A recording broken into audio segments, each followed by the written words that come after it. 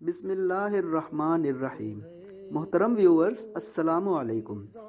اسوہ کامل channel کی جانب سے ایک نئی ویڈیو کے ساتھ ہم حاضر ہیں۔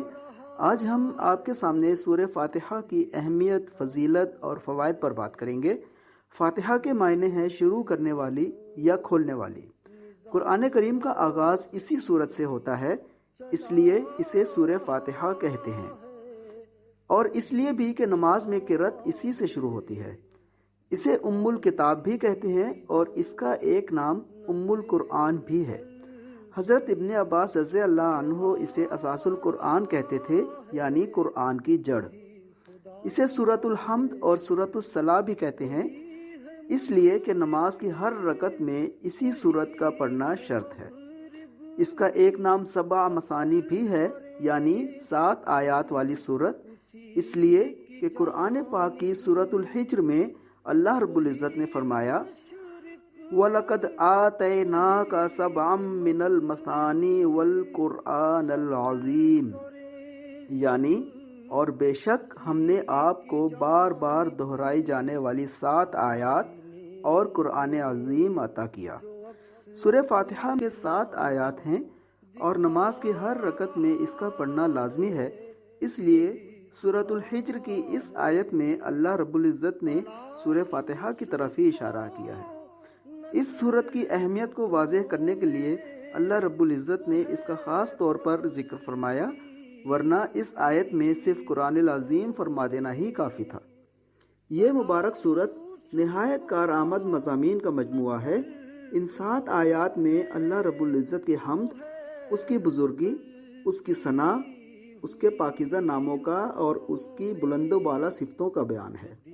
ساتھ ہی قیامت کے دن کا ذکر ہے اور بندوں کو ارشاد ہے کہ وہ اس سے سوال کریں اور اس کی توحید اور الوہیت کا اقرار کریں اور اسے شریک، نظیر اور مثل سے پاک اور برتر جانیں۔ صراط مستقیم اور اس پر ثابت قدمی کی اس سے مدد طلب کریں، اور یہ دعا بھی کہ نبیوں، صدیقوں اور صالحوں پر اللہ رب العزت نے جو انعام و اکرام کیے وہ ہمیں بھی عطا فرمائے۔ اور آخر میں اللہ تعالیٰ کے غضب میں گرفتار ہونے والے اور گمراہ یعنی دین سے بھٹکے ہوئے لوگوں کے رستے سے پناہ مانگی گئی ہے۔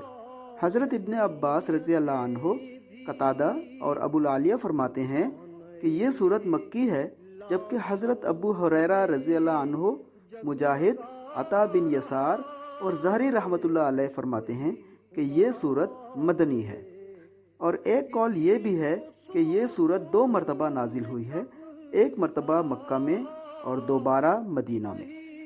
بسم اللہ الرحمن الرحیم اس سورت کی مستقل آیت ہے یا نہیں، اس میں اختلاف ہے۔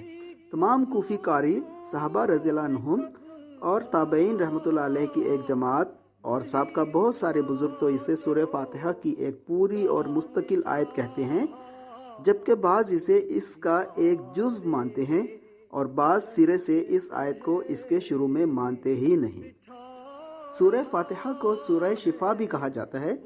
ایک روایت میں ہے کہ سورہ فاتحہ میں ہر بیماری کی شفا ہے، اس لیے ہمیں اگر کوئی بھی بیماری ہو تو ہم پورے یقین کے ساتھ سورہ فاتحہ پڑھ کر اپنے اوپر دم کریں اور اللہ رب العزت سے شفا طلب کریں۔ اسے سورۃ الرقیہ بھی کہتے ہیں، یعنی پڑھ کر پھونکنے والی سورت۔ صحیح بخاری کے فضائل قرآن میں حضرت ابو سعید خدری رضی اللہ عنہ سے روایت ہے کہ ہم ایک مرتبہ سفر میں تھے، ایک جگہ ٹھہرے ہوئے تھے کہ اچانک ایک لونڈی آئی اور کہا کہ یہاں کے قبیلے کے سردار کو سانپ نے کاٹ لیا ہے اور ہمارے آدمی یہاں موجود نہیں، آپ میں سے کوئی ایسا ہے کہ جھاڑ پھونک کر دے۔ ہم میں سے ایک شخص اٹھ کر اس کے ساتھ ہو لیا۔ ہم نہیں جانتے کہ یہ کچھ دم جھاڑ وغیرہ جانتا بھی تھا یا نہیں۔ اس نے وہاں جا کر کچھ پڑھ کر دم کیا اور اللہ کے فضل سے وہ سردار بالکل اچھا ہو گیا۔ 3 بکریاں اس نے دیں اور ہماری مہمانی کے لیے بہت سارا دودھ بھی بھیجا۔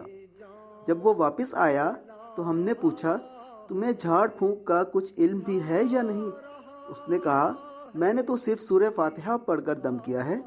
ہم نے کہا کہ اس آئے ہوئے مال کو ابھی نہ چھیڑو، پہلے رسول اللہ صلی اللہ علیہ وسلم سے یہ مسئلہ پوچھ لو۔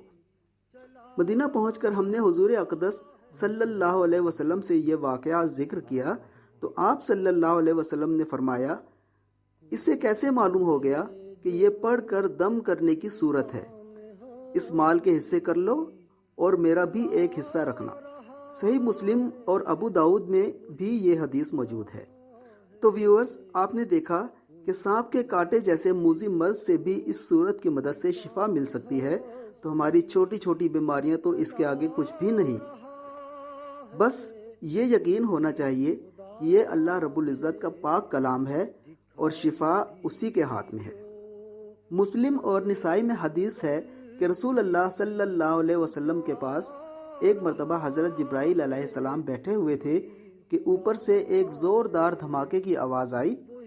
جبرائیل علیہ السلام نے اوپر دیکھ کر فرمایا کہ آج آسمان کا وہ دروازہ کھلا ہے جو کبھی نہیں کھلا۔ پھر وہاں سے ایک فرشتہ رسول اللہ صلی اللہ علیہ وسلم کے پاس آتا ہے اور کہتا ہے، خوش ہو جائیے، 2 نور آپ صلی اللہ علیہ وسلم کو ایسے دیے گئے ہیں جو آپ صلی اللہ علیہ وسلم سے پہلے کسی کو نہیں دیے گئے۔ وہ ہیں سورہ فاتحہ اور سورہ بقرہ کی آخری آیات۔ ایک ایک حرف ان میں سے نور ہے۔ صحیح مسلم میں حضرت ابو ہریرہ رضی اللہ عنہ سے روایت ہے کہ رسول اللہ صلی اللہ علیہ وسلم نے فرمایا، جو شخص اپنی نماز میں ام القرآن نہ پڑھے اس کی نماز ناقص ہے، ناقص ہے، ناقص ہے، پوری نہیں۔ پھر فرمایا، میں نے رسول اللہ صلی اللہ علیہ وسلم سے سنا، آپ صلی اللہ علیہ وسلم فرمایا کرتے تھے کہ اللہ تعالیٰ کا فرمان ہے، میں نے سورہ فاتحہ کو اپنے اور اپنے بندے کے درمیان آدھو آدھ کر لیا ہے، اور میرا بندہ جو مانگتا ہے وہ میں دیتا ہوں۔ جب بندہ کہتا ہے الحمدللہ رب العالمین تو اللہ فرماتا ہے حمدنی عبدی، یعنی میرے بندے نے میری تعریف کی۔ پھر جب بندہ کہتا ہے الرحمن الرحیم تو اللہ فرماتا ہے اثنا علی عبدی، یعنی میرے بندے نے میری ثنا بیان کی۔ پھر جب بندہ کہتا ہے مالک یوم الدین تو اللہ فرماتا ہے مجدنی عبدی، یعنی میرے بندے نے میری بزرگی بیان کی۔ پھر جب بندہ کہتا ہے ایاک نعبد و ایاک نستعین تو اللہ فرماتا ہے یہ میرے اور میرے بندے کے درمیان ہے، میرا بندہ مجھ سے جو مانگے گا میں دوں گا۔ پھر بندہ آخر صورت تک بڑھتا ہے اور اللہ فرماتا ہے یہ سب میرے بندے کے لیے ہے اور یہ جو مانگے گا وہ اس کے لیے ہے۔ سورہ مزمل میں اللہ رب العزت نے فرمایا ورتل القرآن ترتیلا، یعنی اور قرآن کو خوب ٹھہر ٹھہر کر پڑھا کرو۔ اس لیے اس آیت سے یہ ثابت ہوتا ہے کہ ہمیں قرآن پڑھتے وقت ایک تو ہر آیت پر وقف کرنا چاہیے، یعنی ٹھہرنا چاہیے، اور دوسرے یہ کہ قرآن پڑھتے وقت ہمیں جلدی جلدی نہیں پڑھنا چاہیے بلکہ بہت تحمل اور اطمینان سے پڑھنا چاہیے۔ اب بات کرتے ہیں سورہ فاتحہ کی تلاوت یا قرأت کی، جو کہ ہم ہر نماز کی ہر رکعت میں پڑھتے ہیں۔ ہم اس کی ایک آیت کو دوسری آیت سے ملا کر بھی پڑھ سکتے ہیں، لیکن اگر ہمیں اس سورہ کی تمام برکتوں سے مستفید ہونا ہے تو ہمیں اس کی ہر آیت کے بعد ٹھہرنا چاہیے اور سانس لینا چاہیے۔ دوسرے ہمیں اس کا ترجمہ بھی یاد ہونا چاہیے تاکہ قرأت کرتے وقت ہمیں یہ معلوم ہو کہ ہم اپنے رب سے کیا عرض کر رہے ہیں۔ تو ویورز، سورہ فاتحہ کے بارے میں ان تمام باتوں سے ہمیں اس بات کا اندازہ تو ضرور ہو گیا ہوگا کہ یہ سورت اللہ رب العزت کو اور نبی کریم صلی اللہ علیہ وسلم کو کتنی محبوب ہے۔ اس لیے آپ کو کوئی بھی حاجت ہو یا کوئی پریشانی درپیش ہو یا بیماری ہو تو آپ سچے دل سے اس سورت کو پڑھیں اور اپنے رب کے حضور اپنی حاجت یا پریشانی کو پیش کریں۔ ہمیں امید ہے کہ اس سورت کی برکت سے آپ کا مسئلہ فوراً حل ہو جائے گا۔ صحیح مسلم کی ایک حدیث سے روایت ہے کہ رسول اللہ صلی اللہ علیہ وسلم نے فرمایا کہ اگر کوئی سورہ فاتحہ کو 100 مرتبہ پڑھے پھر جو بھی دعا کرے اللہ رب العزت قبول فرمائیں گے۔ سورہ فاتحہ کی قرأت مکمل کرنے کے بعد آمین کہنا بھی مسنون عمل ہے۔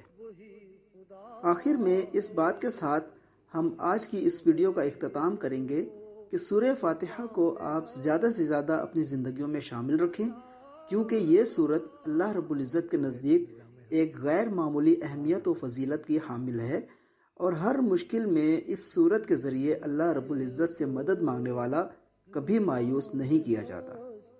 آخر میں آپ سے گزارش ہے کہ ہمارے چینل کو سبسکرائب ضرور کریں اور اس ویڈیو کو لائک اور اپنے فرینڈز اینڈ فیملی سرکل میں زیادہ سے زیادہ شیئر کریں تاکہ آپ صدقہ جاریہ کے ثواب سے محروم نہ ہوں۔ ہماری دعا ہے کہ اللہ رب العزت آپ سب پر اپنا فضل و کرم بڑھا دے۔ آمین فی امان اللہ۔